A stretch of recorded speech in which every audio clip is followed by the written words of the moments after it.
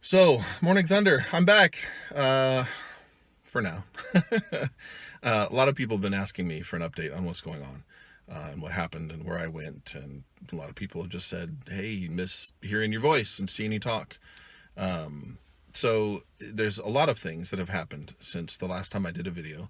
Some of you may remember that I did a video that I left up very briefly, which was regarding being laid off from the company that I worked for. And it had been, I guess it was about a month after I had been laid off.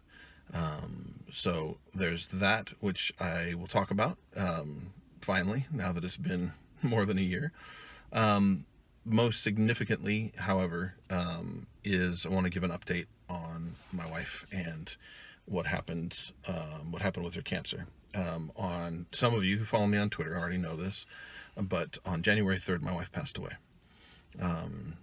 Her cancer progressed much faster than we had hoped or anticipated, and she passed away on the 3rd.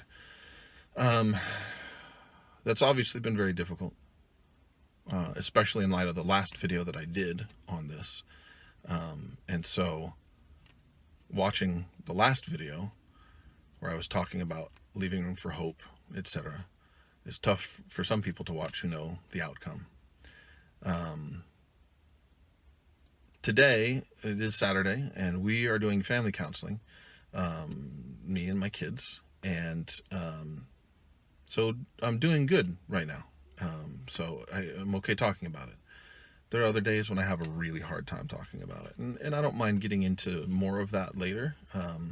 Those of you who've seen these videos know that I'm not shy about talking about how I feel, and how I'm processing things, and how,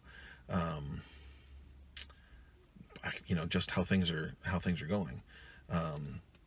Oh yes, I said it was Saturday. I'm recording this on Saturday afternoon, but I'm going to post it on a different day. So, sorry. So I think the family is doing really well. I'm a pretty quick processor. I move through stages of grief quickly.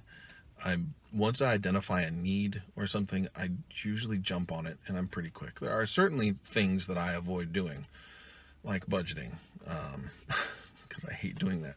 But and a lot of people, it's tough to talk about. I keep looking in my lap. I've got a Starbucks. A lot of people talk about, you guys seem like you're doing amazingly well, or you're doing really remarkable, or whatever. Yeah, the thing to remember is, though, that we've been grieving for a long time. Our grieving really started 3.5 years ago when my wife was first diagnosed with cancer. And then every time there was news or something new about the cancer, it was a little bit more grieving. I made a post on Facebook, which I recently made public. So if you're interested in seeing that, my Facebook, for the most part, is totally private. But if you're interested in seeing that, you can go to facebook.com/TheBigJB and look at the notes, because I've been writing notes about it, because I can write longer and I'm not making a post that's taking up people's timelines. And I wrote about what's called the centipede of cancer. At least that's what I'm calling it. Because there was always one more shoe that would drop. First shoe was the diagnosis, and then there were more shoes, and then there just kept on being more shoes. And it was like, for crying out loud, how many shoes does this bastard have? And that was what it was like, living with cancer and living with not knowing what was going to happen, not knowing what, the next diagnosis was going to be. And we're going to do a CAT scan, and what are we going to find out? Are there new masses? Have they gotten smaller? Is the chemo working? Is it not working? And so I made that post because that's what it was like, living with cancer. I'm really, really glad that my wife isn't sick anymore. I'm really glad that she's not in pain anymore. I'm really glad that, based on our beliefs, that she's in heaven, and that she is enjoying eternity, I really, really miss her. This past week in particular has been tough, for no reason other than I really miss her. That's just the way it is. That's the way that grief is. And I think that I probably am not going to talk too much about actually the layoff from work on this one, because this is obviously a big topic. So I'll either repost the video or I'll make a new one about the layoff, because I know people have been wondering about that. So, and part of that is tied into this topic because of the grieving process. Being laid off from that company was very sad. And it took me a couple months to really work on that and process that loss. Because I'd been there for 5 years. And so that's tied into our journey through the rest of 2018. For a while I was really angry about it, but I look back now and I can see that this was sort of God's way of giving me all the time that I could possibly have with my wife in her remaining days. I didn't think about that at the time because I kept having hope and maintaining faith that things were going to turn around. So, going back to grief, you can't set a pace for grief. The stages of grief are not linear, and so you will revisit them multiple times. And the other thing about grief is some people try to stuff it and not feel it because it's uncomfortable. What our counselor has said, and I really have really appreciated this, is that pain demands to be felt. And you can avoid it, and you can stuff it, and you can cover it up, and you can medicate it. At some point, that pain is going to be so bad, you will feel it. And it could be a lot worse when you put it off than it is now. So there's a lot of things that I've already done which are painful and they're hard, but at the same time it's that choice of pain now or pain later, and the pain later may be worse. And so I felt like I'm gonna deal with this stuff. So I've already gone through a lot of her belongings, passed some stuff on already, donated a bunch of stuff, because just having it around would be too hard. And I've had a lot of good cries, and there have been times where I've, just woke up really, really missing her. It's just, I really believe that with grief, you have to let yourself feel what you're feeling when you're feeling it. And sometimes it's inopportune. And I had a moment like that near Valentine's Day, because that was one of my wife's favorite holidays. And I was in the grocery store, and I walked in, and the very first Valentine's card that I saw as I walked in, when I walked in, I saw the Valentine's decorations, and I was like, whoa, I don't know if I can do this. And I thought, you know what, it's okay. I don't need anything from that aisle, so I will just, go past the card aisle, do my shopping, and I'll just avoid it. And then my eye happened to fall on a card that said, "To my wonderful husband." It was very much like something that Joni would have given me. And yeah, I had to take a break. I had to stop, and I texted my sister-in-law, and I just said, this is what I just saw, and I'm really struggling right now. It's really inopportune. I'm in the middle of Safeway, and I'm feeling like I'm going to break down. And she was very encouraging and very helpful.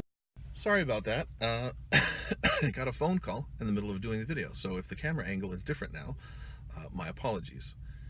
So back to what I was talking about. My sister-in-law said, maybe take a break.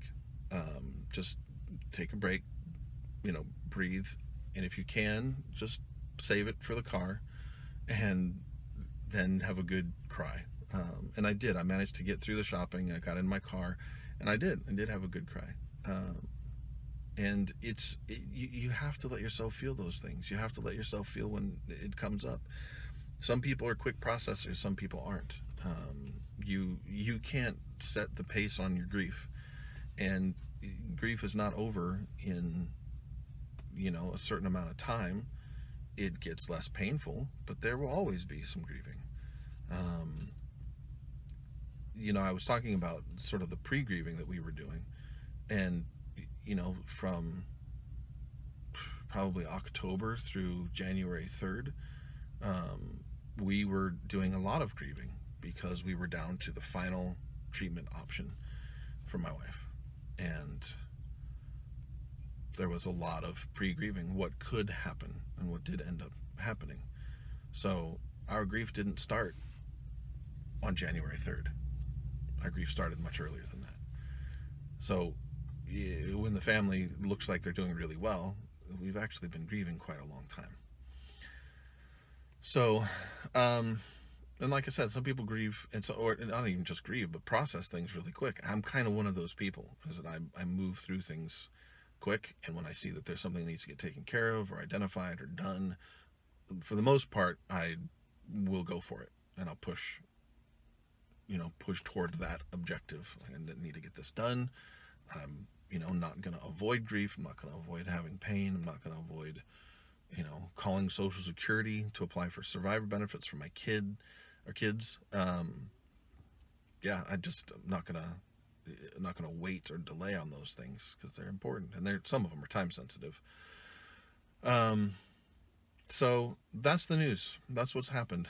Those of you who are fans of the podcast Uberview, the podcast Overwatch podcast that I do, that's why I haven't done anything with that. It's been hard to want to get back into that pattern. And I got to tell you, my appreciation for single parents has gone through the roof, because this sucks. Doing it on my own is really hard. It's very different. It's not having a partner to do this with is really, really hard. And so I miss that. I really miss that. My kids have been great, and they've been understanding. But trying to juggle everything right now is really tough. I'm still not working, and that's on purpose right now, because I don't think that I could get through a day at work without having problems or being interrupted because my kids need things, and we just haven't got into a pattern of the new normal. And boy, am I sick of that phrase. So, but that is the truth of where we are, is getting into this new territory.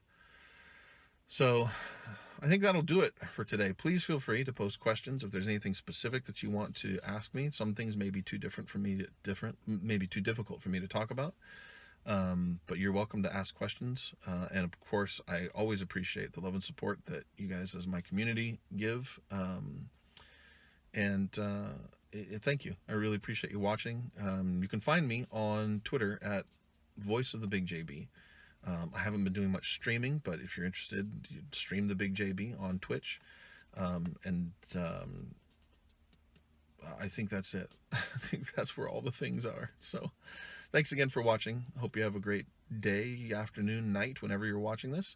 And I will talk to you next time. Hopefully sooner than months between each thing. But I've said that many times. Y'all know that. Thanks again. Bye.